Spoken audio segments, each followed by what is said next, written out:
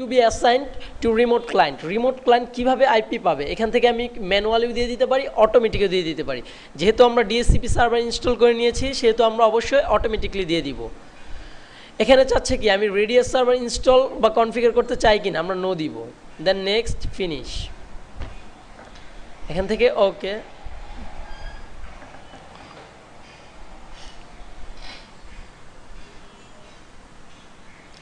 Finish. এখন আমরা চলে যাব ম্যানেজ দিস রিমোট অ্যাক্সেস অর্থাৎ ভিপিএন সার্ভার কনফিগার করার জন্য। এখান থেকে আমরা সার্ভার, দেন হচ্ছে আইপি রাউটিং, দেন ডিএসসিপি রিলে এজেন্ট, এখানের উপর রাইট ক্লিক করে এখানে আমরা দেখতে পারতেছি আমাদের ইন্টারনাল যে কানেকশনটিকে সিলেক্ট করে দিয়েছিলাম সেটা অ্যাড হয়ে গেছে। এখন আমি জাস্ট আইপিটাকে অ্যাসাইন করে দিব। দেন প্রপার্টিসে ক্লিক করে 192.168.10.1 অর্থাৎ আমার ইন্টারনালের আইপিটাকে আমি অ্যাসাইন করে দিলাম।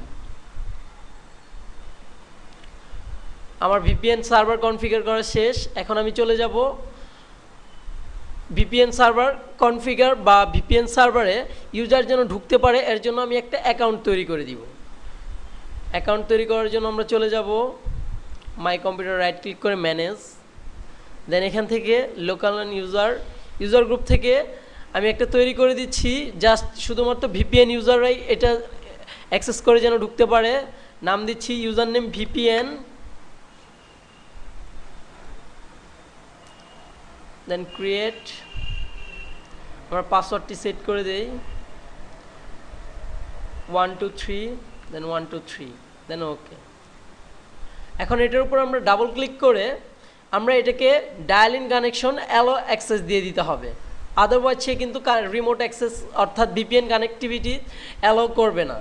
দেন ওকে। আমার সার্ভার ভিপিএন সার্ভার মেশিনে সার্ভার কনফিগার করা শেষ। এখন আমি চলে যাব ক্লায়েন্ট কম্পিউটারে। ক্লায়েন্ট কম্পিউটারে আমরা প্রথমে নেটওয়ার্ক অ্যাডাপ্টারে গিয়ে ডিএসসিপি থেকে আমার আইপি পাওয়ার জন্য অবশ্যই আমার কি অপটেন আইপি অ্যাড্রেস অটোমেটিকলি সিলেক্ট করা থাকতে হবে। দেন নেক্সট, দেন আমি চলে যাব মাই নেটওয়ার্ক প্লেসে, রাইট ক্লিক করে আর প্রপার্টিসে, এখান থেকে আমরা একটি ভিপিএন কানেকশন তৈরি করব।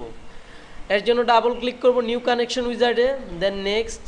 এখান থেকে আমি connect to the network at my work place অর্থাৎ ভিপিএন কানেকশনে ঢোকার জন্য আমি এটা সিলেক্ট করব। দেন নেক্সট, এখান থেকে আমি virtual private network VPN select করব। দেন আমার কোম্পানির একটা নাম দিব, যেমন আমি নাম দিলাম গ্রামীণ ফোন। দেন নেক্সট।